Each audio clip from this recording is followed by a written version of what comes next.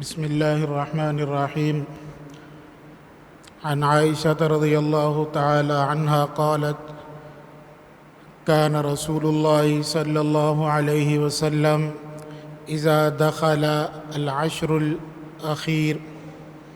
شد ميزره وأحيا ليله وأيقظ أهله.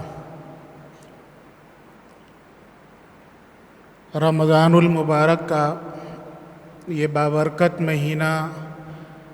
جیسا کہ تمام مہینوں میں افضل اور ممتاز حیثیت رکھتا ہے، اسی طرح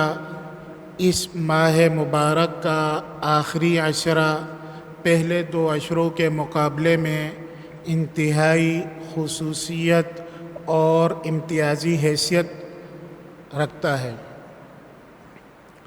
وجہ اس کی، اس آخری عشرے کی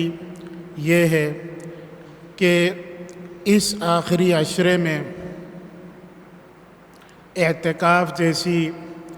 عظیم عبادت کو جو مسنون ہے اسے انجام دیا جاتا ہے۔ اسی طریقے سے اس آخری عشرے کی طاق راتوں میں لیلۃ القدر ہے، وہ لیلۃ القدر جس کوئی ایک رات 1000 راتوں سے بھی زیادہ بہتر ہے۔ یہی وجہ ہے کہ جناب نبی کریم صلی اللہ علیہ وسلم جب رمضان المبارک کا آخری عشرہ شروع ہو جاتا تھا تو اس آخری عشرے میں عبادت کے حوالے سے بہت زیادہ اہتمام فرمایا کرتے تھے، جیسا کہ یہ روایت جو آپ کے سامنے پڑھی گئی کہ اذا دخل العشر شد میزرہ، کہ جب رمضان المبارک کا آخری عشرہ شروع ہو جاتا جناب نبی کریم صلی اللہ علیہ وسلم اپنی کمر کو کس لیتے تھے، کمر بستہ ہو جاتے تھے، تیاری پکڑ لیتے تھے۔ کس لیے؟ وَأَحْيَا لَيْلَهُ، اور شب بیداری کرتے تھے، عبادت فرمایا کرتے تھے۔ وَأَيْقَظَ أَهْلَهُ،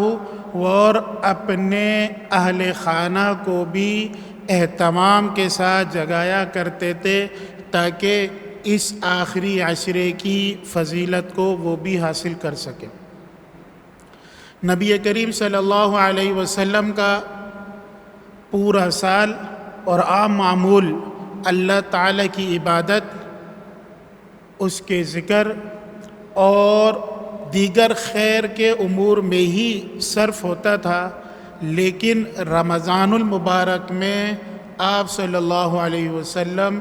اس کا بہت زیادہ اہتمام فرمایا کرتے تھے۔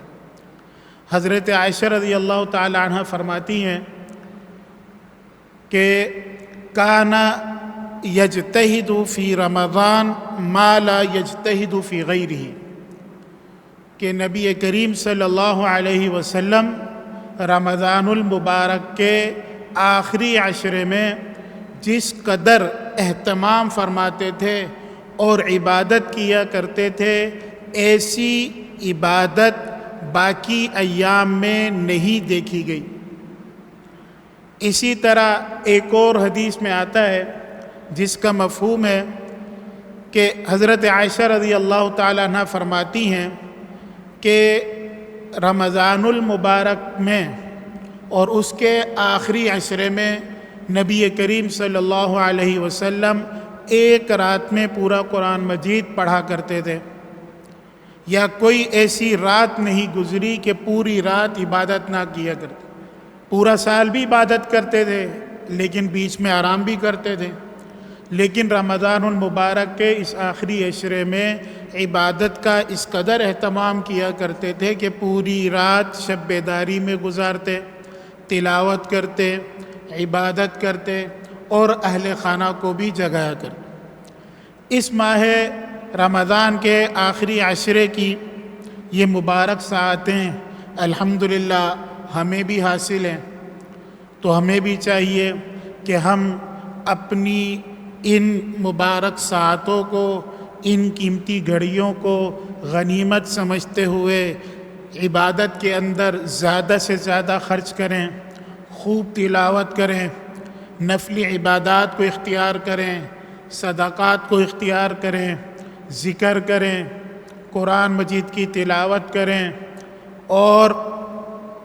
رات کو شب بیداری اختیار کریں، خاص کر تاک راتوں میں،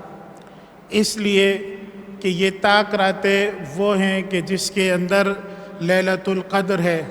جس کی فضیلت ہر ایک شخص کو حاصل ہو سکتی ہے، اور اس کا خوب ہمیں اہتمام کرنا چاہیے۔ اور وہ لوگ کہ جو اعتکاف میں بیٹھے ہیں وہ نہایت ہی خوش قسمت ہیں، ان کو 24 گھنٹے مسجد والا ماحول میسر ہے، وہ اس کے اندر خوب مزید اہتمام کریں۔ اور دیگر حضرات جو اعتکاف میں تو نہیں لیکن اپنے روزمرہ کے معمول میں مصروف ہیں، تو انہیں بھی چاہیے کہ اپنے ان اوقات میں سے کچھ وقت عبادت کے لیے مخصوص کریں، جو خاص اس آخری عشرے کے لیے ہو۔ اللہ تعالیٰ مجھے اور آپ کو عمل کرنے کی توفیق عطا فرمائے۔